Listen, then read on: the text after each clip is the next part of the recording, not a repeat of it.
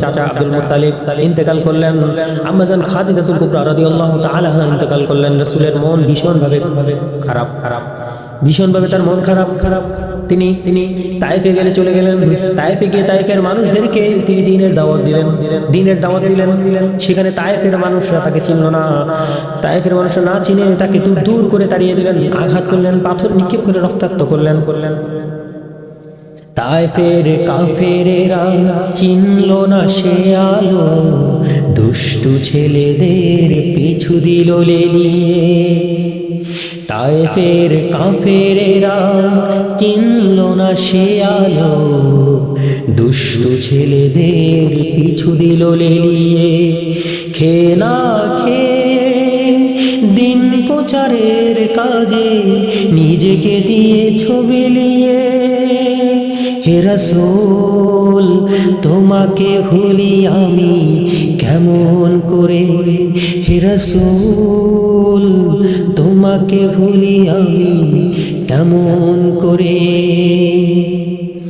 তায়েফে রাসূলুল্লাহ সাল্লাল্লাহু আলাইহি ওয়াসাল্লাম গেলেন, দ্বীনের দাওয়াত দিলেন। তায়েফের কাফেরেরা তাকে চিনল না, দূর করে তাড়িয়ে দিলেন, পাথর দিয়ে আঘাত করে রক্তাক্ত করলেন। আল্লাহ রাসূলুল্লাহ সাল্লাল্লাহু আলাইহি ওয়াসাল্লাম তায়েফ থেকে আবার মক্কায় চলে আসলেন। তার মন অনেক খারাপ, মনে অনেক কষ্ট, মনে অনেক ব্যথা। কার কাছে প্রকাশ করবেন? প্রকাশ করার মানুষ নাই। চাচা মারা গেলেন, স্ত্রী মারা গেলেন, প্রিয় স্ত্রীও মারা গেলেন। কার কাছে? তায়েফের কাছে গেলেন। তায়েফে যাওয়ার পরে তায়েফ থেকে তাকে রক্তাক্ত করে পাঠিয়ে দিলেন। মনে খুব কষ্ট। আল্লাহ তাআলা জিবরাইল আলাইহিস সালাতু ওয়াস সালামকে ডাক দিয়ে বললেন, আমার বন্ধুর মন খারাপ, আমার বন্ধুকে আমার কাছে নিয়ে আসো।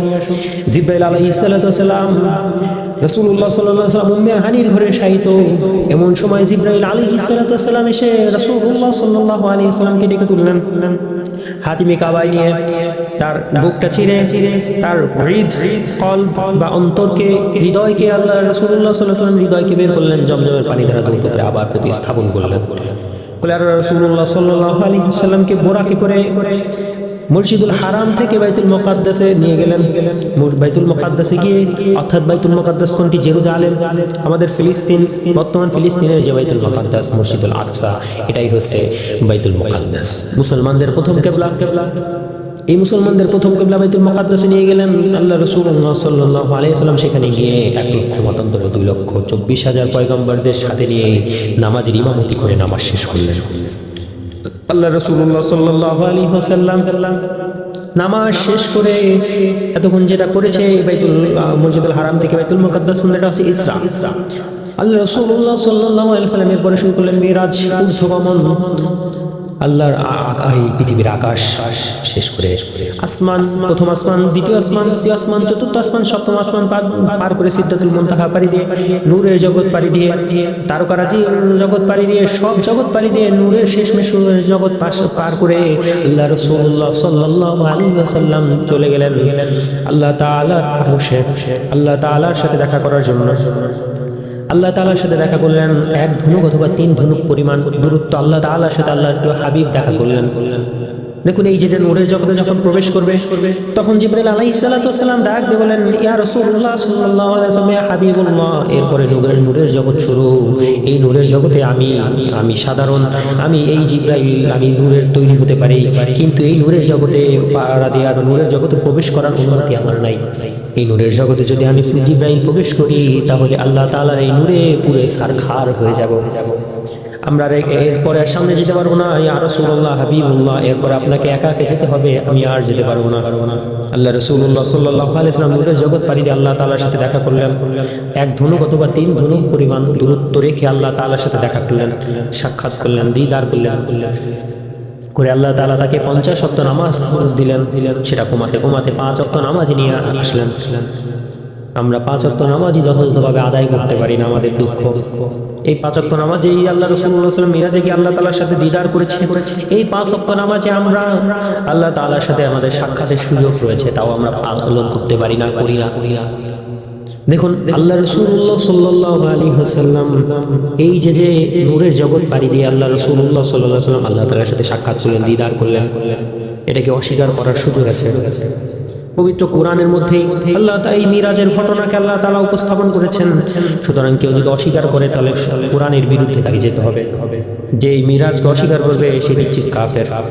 নিশ্চিত কাফের। কারণ কোরআনে আল্লাহ তাআলা এই মিরাজের সত্যতার ঘোষণা দিয়েছেন। যখন মিরাজ শেষ করে আল্লাহ রাসূলুল্লাহ সাল্লাল্লাহু আলাইহি ওয়াসাল্লাম দুনিয়ায় আগমন করলেন, দুনিয়ায় আগমন করার পরে যখন এই ঘটনা সবার কাছে আল্লাহ রাসূলুল্লাহ সাল্লাল্লাহু আলাইহি ওয়াসাল্লাম তুলে ধরলেন, কাফেররা বিধর্মীরা হাসি তামাশায় লিপ্ত হলেন। বিধর্মীরা হযরতে আবু বকর সিদ্দিক রাদিয়াল্লাহু তাআলা আনহুকে ডাক দিয়ে বলেন, তোমাদের মুহাম্মদ সাল্লাল্লাহু আলাইহি ওয়াসাল্লাম পাগল হয়ে গেছেন, আউযুবিল্লাহ। তিনি নাকি এক রাতের মধ্যে মসজিদুল হারাম থেকে বাইতুল মুকাদ্দাস থেকে আবার সপ্তম আসমান পাড়ি দিয়ে আল্লাহ তাআলার সাথে সাক্ষাৎ করে দিদার করে আল্লাহ তাআলার সাথে দেখা করে 5 ওয়াক্ত নামাজ নিয়ে নাকি আবার দুনিয়া থেকে প্রেরণ করেছে। এক রাতে যেখানে মসজিদুল হারাম থেকে বাইতুল মুকাদ্দাস পর্যন্ত যেতে লাগে, যাওয়া আসার জন্য প্রায় 40 দিন বা 30 দিন সময় লাগে, প্রায় 40 দিন 20 দিনের মতন সময় লাগে যেতে আসতে, 20 দিন 30 থেকে 40 দিন সময় লাগে। সে নাকি এক রাতের মধ্যে মসজিদুল হারাম থেকে বাইতুল মুকাদ্দাস থেকে সপ্তম আসমান পাড়ি দিয়ে আল্লাহ তাআলার সিদরাতুল মুনতাহার পাড়ি দিয়ে আল্লাহ তাআলা আরশে গিয়ে আল্লাহ তাআলার সাথে দেখা করে তারপরে নাকি আবার এক রাতের মধ্যে দুনিয়ায় আগমন করছে। এই কথা আবু বকর সিদ্দিক রাদিয়াল্লাহু তাআলা আনহু শোনার সাথে সাথে বললেন, সাদাকতা, তিনি সত্য বলেছেন, তিনি সত্য কথা বলেছেন, আমি নিঃসন্দেহে এই কথা বিশ্বাস করি। সুবহানাল্লাহ। হযরত আবু বকর রাদিয়াল্লাহু তাআলা আনহু আল্লাহ রাসূলুল্লাহ সাল্লাল্লাহু আলাইহি ওয়াসাল্লাম এই কথা শোনা মাত্র সাথে সাথে এটা সত্যায়ন করেছেন। তিনি বলেছেন এটা সত্য, আল্লাহ রাসূল সাল্লাল্লাহু আলাইহি ওয়াসাল্লাম যদি বলে থাকেন এটা 100% সত্য, আমি পুরোপুরি বিশ্বাস করি। যার কারণে তাকে আবু বকর সিদ্দিক উপাধি দেওয়া হয়েছে, অর্থাৎ সিদ্দিক সত্যবাদী। এর কারণে আল্লাহ রাসূলুল্লাহ সাল্লাল্লাহু আলাইহি ওয়াসাল্লাম যে কোনো কথাকে তিনি সত্যায়ন করেছেন, সত্য হিসেবে গ্রহণ করেছেন, যার কারণে তাকে সত্যবাদী বলা হয়। আর যারা আল্লাহ রাসূলুল্লাহ সাল্লাল্লাহু আলাইহি ওয়াসাল্লামের এই কথাকে অস্বীকার করেছে তাদেরকে মুশরিক কাফির বলা হয়। এখন আপনি ভেবে দেখেন, আপনি গ্রহণ করে দেখেন, আপনি ভেবে দেখেন আপনি কোন দলে যাবেন, আবু বকরের দলে যাবেন না আবু জাহেল বা সাইবা এদের দলে ঢুকবেন। আপনি যে মিরাজকে স্বীকার করেন তাহলে আপনি একবার আবু বকর সিদ্দিক রাদিয়াল্লাহু তাআলা যেভাবে সিদ্দিক হয়েছে আপনারা সত্যবাদীদের তালিকায় যুক্ত হবেন।